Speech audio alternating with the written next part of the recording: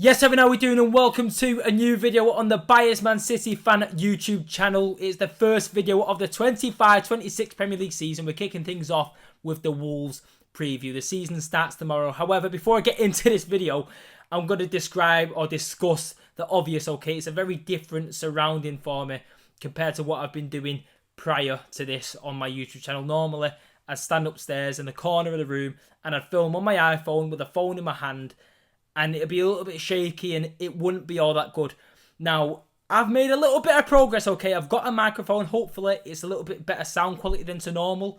And I've got my camera on some sort of stand now, so it's going to be still. Hopefully, it's better for you lot.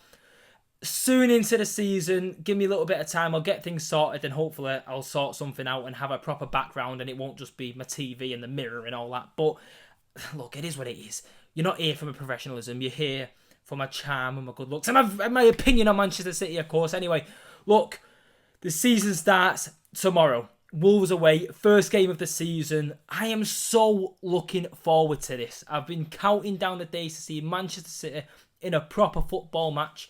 A lot has changed. There's been a lot of movement, a lot of time, I feel like, anyway, since the last time I uploaded a video on my YouTube channel. The last time I posted a video, I believe, was somewhat of a crash out when City got knocked out of the Club World Cup. Not because I was too mithered about us being knocked out of the Club World Cup, just because there was some concerning sights during that, and I was worried that we might have a few reoccurrences coming into the season. But time has passed. I'm a little bit calmer, a little bit more optimistic about this upcoming season. We've made another transfer move in the meantime from that video, as far as an arrival to the club, and that is James Trafford. Whether or not he will play against Wolves, I'm unsure. I doubt it, considering that I think Ederson's going to be our number one for the season. But there's just a good feeling around the club at the moment, I feel like, anyway, from looking from the outside in, okay? And the fans, at least myself anyway, I'm feeling very positive, very optimistic about what City are going to do this season. In previous seasons under Pep Guardiola in the Premier League, Manchester City have some sort of reputation of starting slow and picking up as the season goes on. However, I just feel like this season, at the moment, with the standard in the Premier League, the quality in the Premier League, and what we were like last season, I don't think City can afford to start slow this season. I think we've got to kick things off in the Premier League, firing a statement win against Wolves, and just show the Premier League that we are here.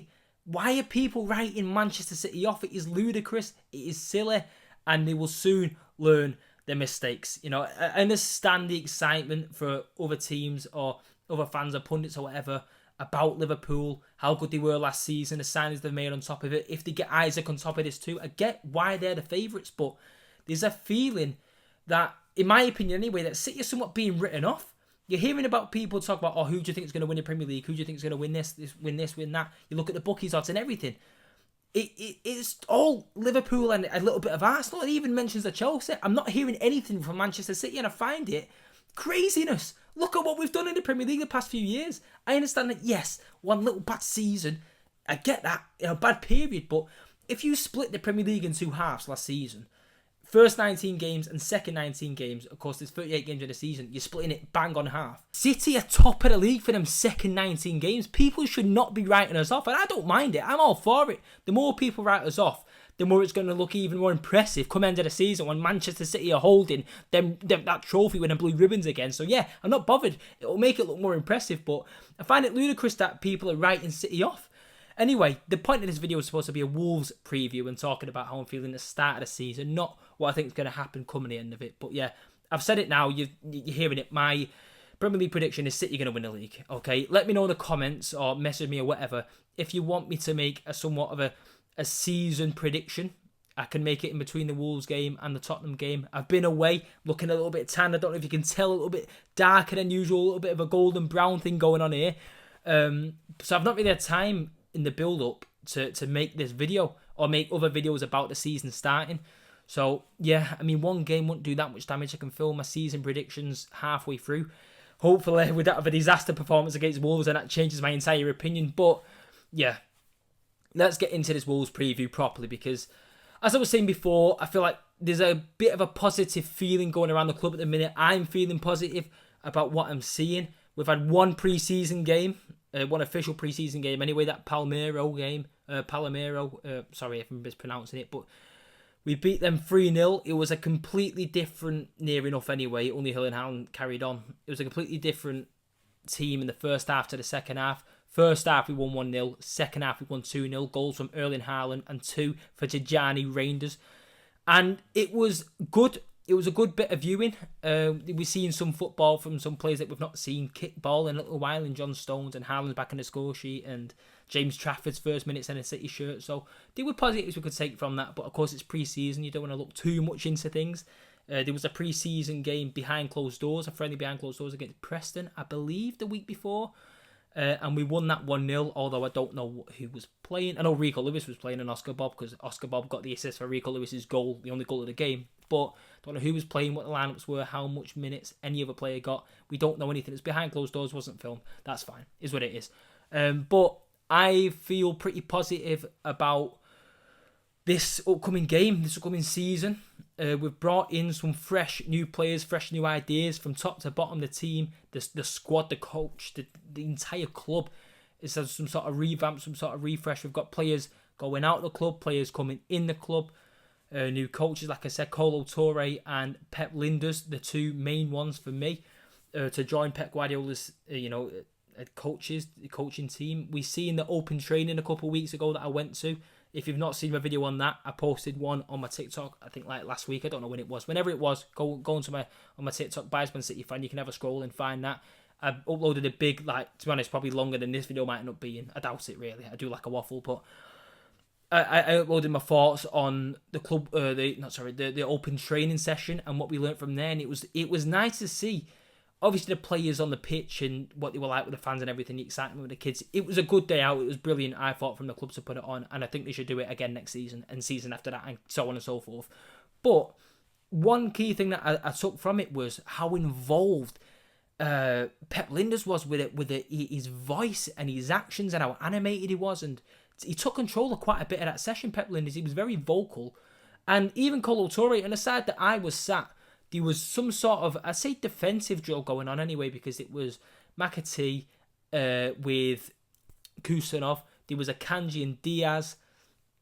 I feel like there might have been one more. I'm not too sure. There was another couple of players anyway there doing some sort of headed drills, defending drills that Kolo Touré was in charge of. So as far as a defensive aspect, clearly a defensive-minded player, therefore probably a defensive-minded coach, Kolo Touré. We know that from his time at City. So yeah, I think it's good. Only good really coming from City at the moment. Of course, I mean, I've not even spent a second talking about Wolves so far. Just bear with me, okay? It's my first video back in a while. I'm doing things different now. Sorry, but I can't avoid it. It's been weird at City this past week. I said yes, it's positive, but from what I thought after James Trafford coming in, I felt like it was going to be a very sort of quiet ending to City's transfer activity. I expected McAtee to leave, expected Grealish to go on loan somewhere, and I thought that'd be it. But we've got links with Savio to go out, possibility of Rodrigo coming in, Donnarumma might be coming in now, Edison might be going back out. We've still got Ortega. What's he going to do? Because he's going to be third choice goalkeeper. He's too good to be second, arguably. Sorry if you can hear the ice cream van. I'm not too sure how well the microphone's picking things up, but there's an ice cream van somewhere. All right. But yeah, it's crazy what's going on at City. But if there's any movement or anything like that, I'll make a video on it. And why not? You know what I mean? I'm getting the buzz for it again. I'm getting the excitement about it again. You know, the season's starting. And yeah, look, I'm only going to talk about Wolves now. I'm only talking about Wolves. And when it comes to this Wolves game, I look at this one, at least on paper anyway, as our easiest game out of our next 5, out of our first 5 anyway, I should say. We've got Wolves away to kick things off. Then it's Tottenham at home, which, if any of you would have watched that Super Cup game a couple of nights ago against PSG, I thought Tottenham were incredible. Thomas Frank's Tottenham was set up brilliantly. I mean, last season, under Ange Postecoglou, they battered us 4-0 in this fixture, so we need revenge there.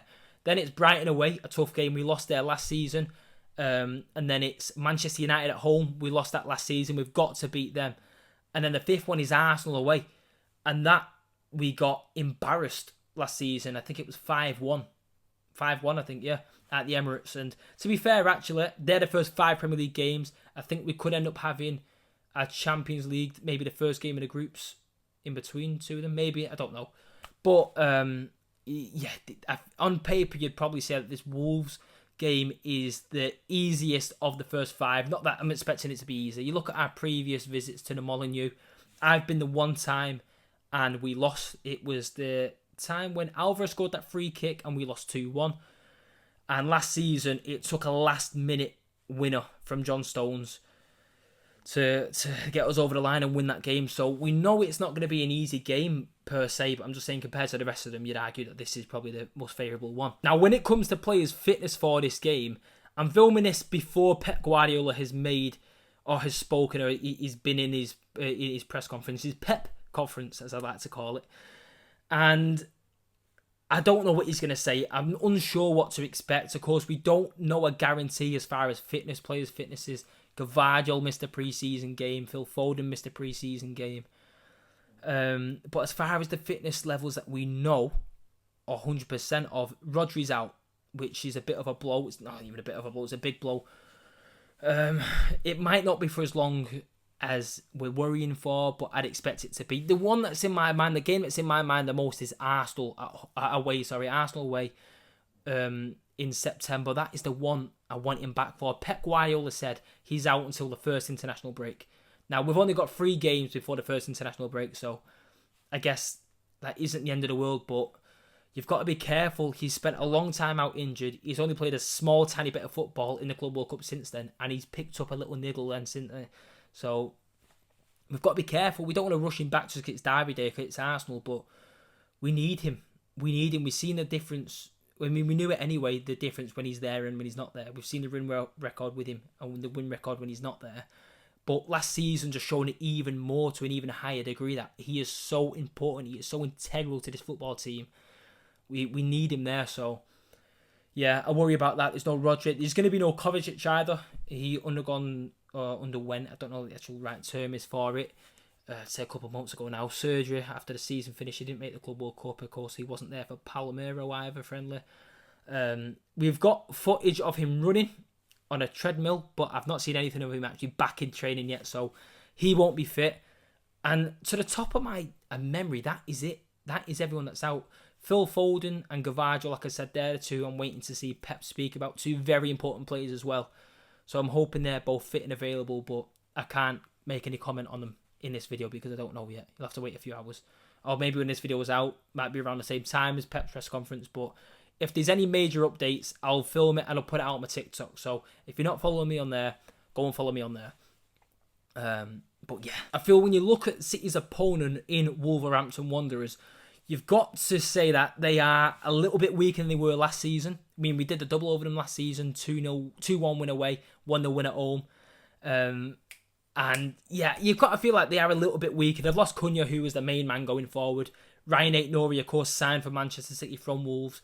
You'd imagine that he'll play. I wonder what kind of reception he'd get. We know the one that Matheus Nunes has already had from them. I mean, City could set up tomorrow with Nunes at right back, Aït-Nouri left back, both fullbacks being former Wolverhampton players. So it'll be an interesting one to see the reception that they get, like I said. But you've got to admit, they are a little bit weaker, aren't they? And I mean, they've brought in a few players. I'm not too sure on any of the signings that they've made. As in, I don't know the players that well. Strand Larsen, of course, he's a good threat going forward anyway. But they've still got some good players, and I like the manager. I like the way that Wolves are set up. But I feel like a lot of people have them going down. I don't have them going down. I think they will stay up. I think they'll be fine as well. But yeah, we know what they're capable of. We know both games were tight last season. I am nervous. I'm excited because the football's back, but the excitement kicks in up until a few hours to go to the kickoff, and then you're like, oh my days, this is going to control my life again. You know what I'm saying? We've had the break, you've been on your holidays, you've had your time off to reset, and you know, if it's this stressful for us fans, you can only imagine what the stress is like on the players. But yeah, I'm a little bit nervous because I don't know what City's going to come out. You know what I mean? You don't know what City to expect. You hope it's going to be a positive one.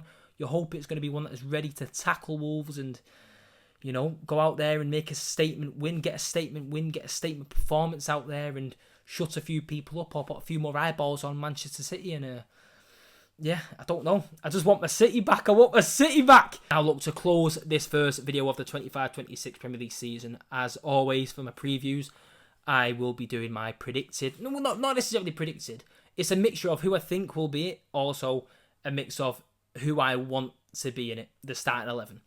Now, might take a little bit of a while with this one because I've got a thought process with some players that will be there and some players that won't be there. Now, the players that I don't think will be there, of course, like I said, Rodri injured, Kovacic injured, them two ruled out straight away.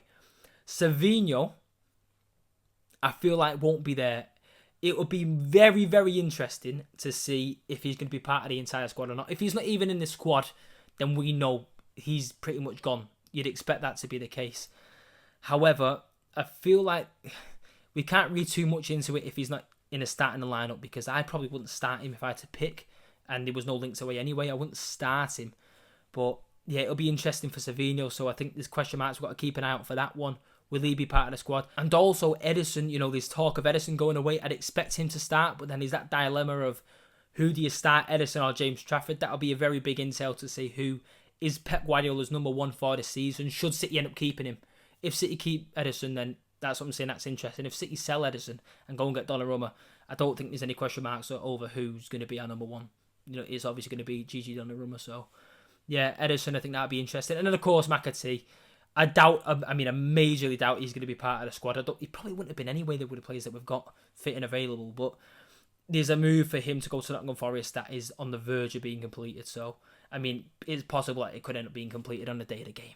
It's that close. So, yeah, I doubt McAtee will be part of the squad. But other than that, let's kick things off. The first predicted 11 for the 25-26 Premier League season. Let's get into it. So, kicking off in goal, I'm going to go with Ederson. I'm going to go with him. I do feel like he's going to stay at City. I know there's a lot of links with him away, but I just feel like if this whole Galatasaray move would have happened, it'd have happened pretty earlier than this. It would have happened a lot sooner. It's a bizarre one. I'd expect him to be there, even if he is going to be going, and it happens closer to deadline day.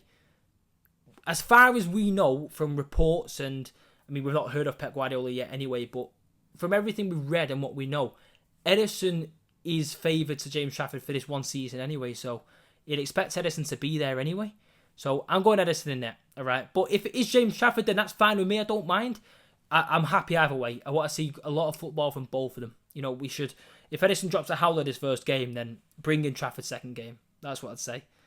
Whereas if it's vice versa, I don't know what I'd do there, because you don't want to ruin Trafford's confidence, do you? I don't know. You let me know in the comments. Who would you choose in there? Right back, there's a plethora of options, okay? Because City in the market this season, we've not gone in and signed a right back. There was a few links here and there. You think of Cambiasso, there were little links here and there. I think they were even heavier in January, to be honest. But he's staying at Juve. Jed Spencer signing a contract at Tottenham. Koundé signing a contract at Barcelona. I don't think this is a coincidence, okay? Livramento, our main target, the biggest one, the one that I thought, okay, if we're going to go and sign a right back, he's the guy that we will end up signing.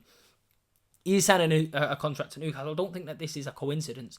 These are very thin market. Is a big lack of right backs available, top right backs available in the market today. So there's no coincidence that they're all getting them signed under long contracts, because that every now and there, do you know what I mean? They're not very available, are they? So yeah, Livramento was our main option, but didn't happen. We're not signing one. It is what it is. We've got a lot of makeshift right back options anyway. Rico Lewis and Matheus Nunes are the two that are probably most likely. As far as centre-back options at right-back, you've got Manuel Akanji. You've got John Stones, who's played there. Kusanov, who's probably quick enough and good enough at defensive. Yeah, I panic about his rashness and that, but any one of them five, I wouldn't be surprised to see play at right-back, and that just sums up Manchester City right now, doesn't it? So, yeah, for this game, I feel like it will be Matheus Nunes. I think he seems to be Pep Guardiola's favoured right-back option, based off last season, but now Stones is fit, we could see him, I don't know. But yeah, right back, I'm going to guess it'll be Nunes. Left back, Aït-Nouri. I think we will see them two full backs off former Wolves players, and then the defensive centre-half partnership of Ruben Diaz and Josko Gvardiol, of course, depending on Gvardiol being fit. Okay, in the midfield, as I said earlier in this video, there's no Rodri. It's unfortunate. I want him, but it isn't meant to be. Right, it isn't. It's frustrating, but we've got no Rodri for the first few games now. No Kovacic either. Who's going to play in his holding role? Tijjani Reinders is an option. And now I'll say it here. I want him to start. I'd be stunned if he doesn't start, especially after that pre-season game. After the money we spent on him, he's a major player with it. He's going to get a lot of game time this season and in the future. And if he doesn't start, then Pep, you've got blood in your hands because he's in my FPL team, so he better start. But I think Reinders will play, but I don't think he will be the sole DM figurehead in there. I don't think he's going to be the guy to fill in for Rodri. I think we will actually get a little bit of game time from Nico Gonzalez. You know, we were, I don't know what the reason was, but we were given such very little viewing of Nico last season. He played a few games for City, a few decent performances as well. That Newcastle game, I think we beat him 4-0 at the Etihad, that comes to mind. Real Madrid in the second leg, although we got knocked out, he scored, but he was actually pretty decent. When we've seen him, he's been good enough. Not Rodri level, but there's only one Rodri. It's the reason why he's the crowned the best player in the world, the Ballon d'Or winner. There's only one Rodri, so I'd expect Nico to come in for him. I'd hope Nico would come in for him. I mean, I'm talking about Nico Gonzalez here, not Nico O'Reilly. Both are midfield options, to be fair, aren't they? So you could even argue, make a case for Rico Lewis, to be fair, to come in. But I'm hoping Nico Gonzalez gets his start, Tajani Reinders, and then I'm going to go with Ryan Cherky to play in the middle. I mean, look, Reinders and Nico Gonzalez, they're my two actual like midfielders, okay? When I'm talking about Ryan Cherky, I'm talking about him as more of a part of the attack, okay? There's like a front four I think City will be going with.